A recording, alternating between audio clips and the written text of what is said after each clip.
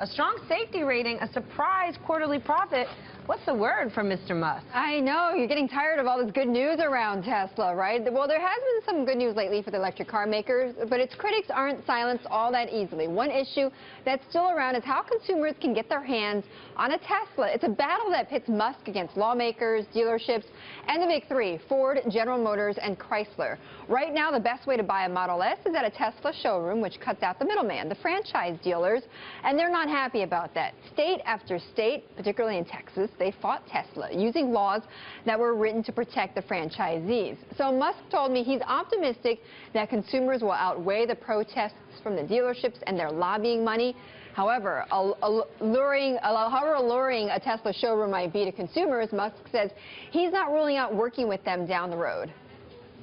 It's not out of the question that we would sell through dealerships in the future. I think we would always continue to sell our cars directly, but we may, in addition to that, sell through dealerships.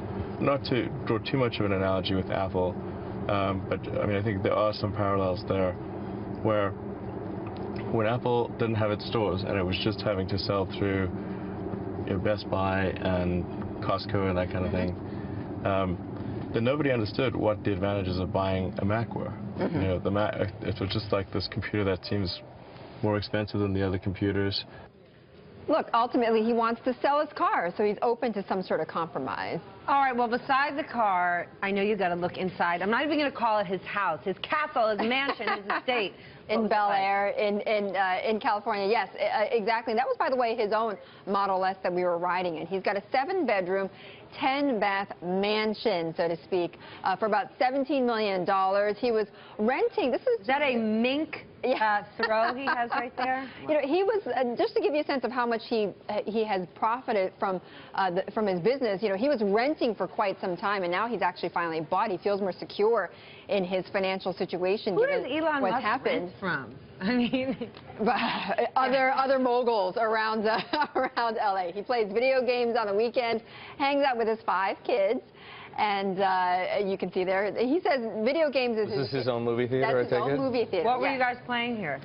Yeah, I knew you were going to ask me that. You know, being a former video gamer, I'm ashamed to say I forgot the name of that game. Where does Elon Musk find time to be a gamer? I just can't believe that he's a former video gamer. He actually says that helps him de-stress. It's not uncommon. I've heard other people say that as well. Why? And what you said something that really fascinates me. There was a point until very recently where Elon Musk did not feel financially secure enough to buy his own home. That's exactly right. Remember, a few years ago, there was that divorce filing that came out in the press where he said that he was essentially broke. You know, he was making alimony payments, child custody payments, and also he was funding Tesla all on his own money. All right, Betty, we have to go, but I have to ask, because you're queen of the Titans. You've been to Howard Buffett's house, you've been to Elon Musk's house. Who do you like better? I can't say. I can't say. Who's got a better house? Well, you know, I mean, you have to say Elon Musk, because Warren Buffett likes to keep it simple, right? In Omaha. You know what? I'll tell you what. Mr. Buffett, Musk, Betty's going since with Elon. those days of penurate, Elon Musk is doing pretty well. Tesla's worth, what, $18 billion, and he owns, at least on paper, right, almost a quarter of it. He does. He's a paper multi-billionaire. His net worth has shot up over $5 billion so far this year, just on Tesla stock alone. Wow.